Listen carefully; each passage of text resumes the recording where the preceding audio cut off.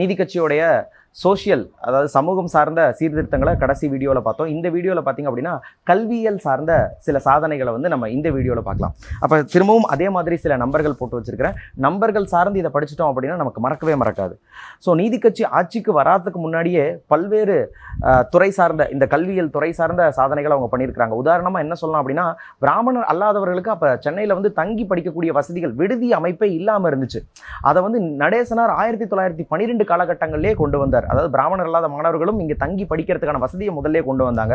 இது நீதி கட்சியாக உருவானதுக்கு அப்புறம் பார்த்தீங்கன்னா 1920ஆம் ஆண்டு எலிமெண்ட்ரி ஸ்கூல் எஜுகேஷன் ஆக்ட் அப்படின்றத கொண்டு வராங்க. எலிமெண்ட்ரி எஜுகேஷன் ஆக்ட் அப்படின்றத கொண்டு வராங்க.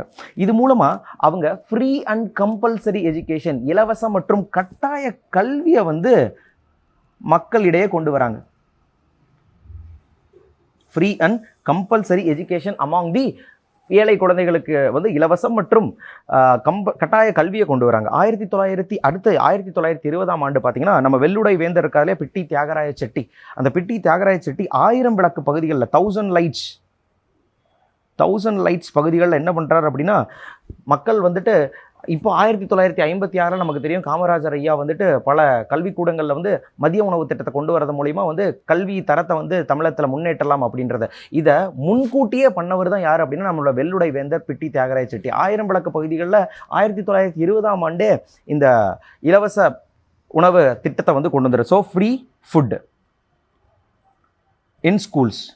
அப்போ இதன் மூலமாக கல்வியோடைய முக்கியத்துவத்தை இந்த நீதி கட்சி அப்பயே புரிஞ்சு வச்சுருந்தாங்க. அதுக்கப்புறம் 1926ஆம் ஆண்டு பார்த்திங்க அப்படின்னா ஆந்திரா பல்கலைக்கழகம், அப்போது ஆந்திரா அப்படின்றது சென்னை மாகாணத்துக்குள்ளே இருந்ததுனால ஆந்திரா யூனிவர்சிட்டி, ஆந்திரா பல்கலைக்கழகம் கொண்டு வரப்பட்டது.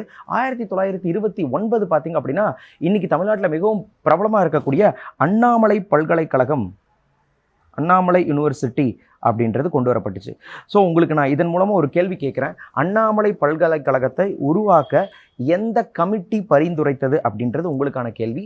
அது போக நான் இன்னொரு கேள்வியை முன்னாடி இயர்களில் கேட்கப்பட்ட ஒரு கேள்வியை நான் வந்து கீழேவும் கொடுக்குறேன். இந்த 2 கொஸ்டினுக்கு உங்களால் ஆன்சர் பண்ண முடியுதா பாருங்கள். நன்றி, வணக்கம்.